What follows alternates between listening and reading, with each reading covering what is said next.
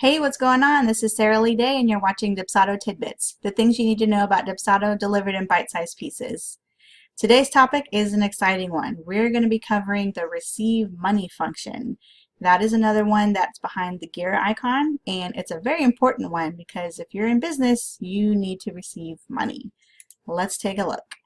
Gear icon at the top, and then on the left, we're going to click on receive money. Now, when you're first setting up your account, the first thing you have to do is authorize Dubsado to accept money on your behalf. So what you'll need to do is choose your base country. I'm in the United States. And currency to receive, you're going to set your default currency, US dollar. Now, unfortunately, there's not currently a way to accept more than one currency. So whatever your base currency is, that's what you're going to want to set up in Dubsado, and then make sure that you hit save up here to save those changes.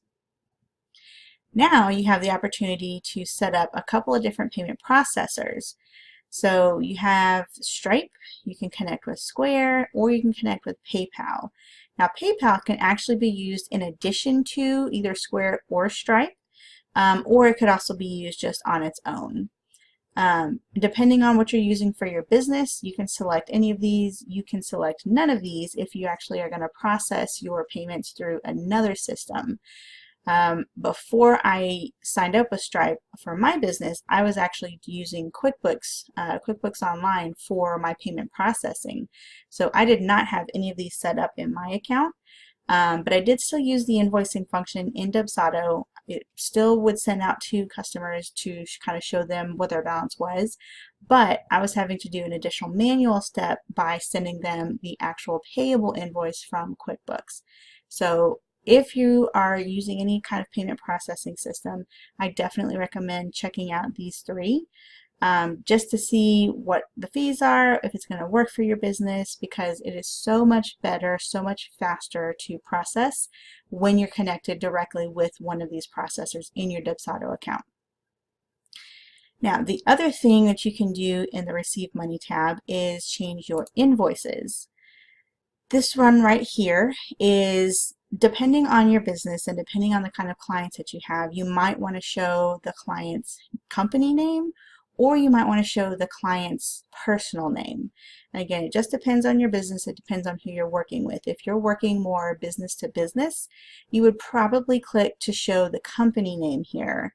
Otherwise, if you're working more with individual people and you just want to show the individual's name, then you can just leave that blank and it will show the individual's contact name.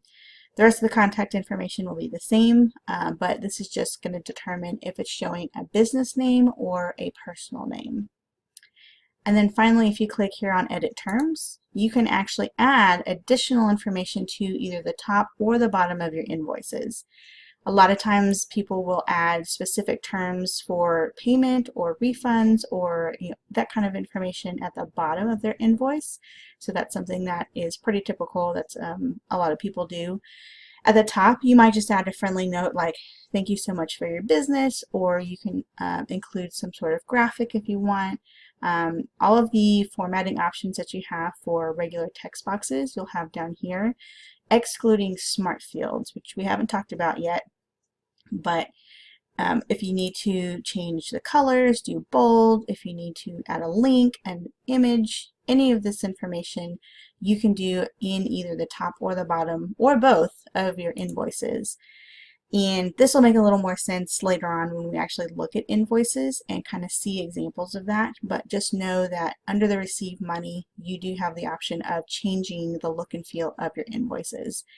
And of course, as always, if you do make changes, make sure you click the Save button. That's it for today's tidbit. For more information about receiving updates, requesting future episodes, or getting help with your own Dubsado account, check out the links in the description below this video or visit sarahleeday.com. Thanks for watching. Have a good one.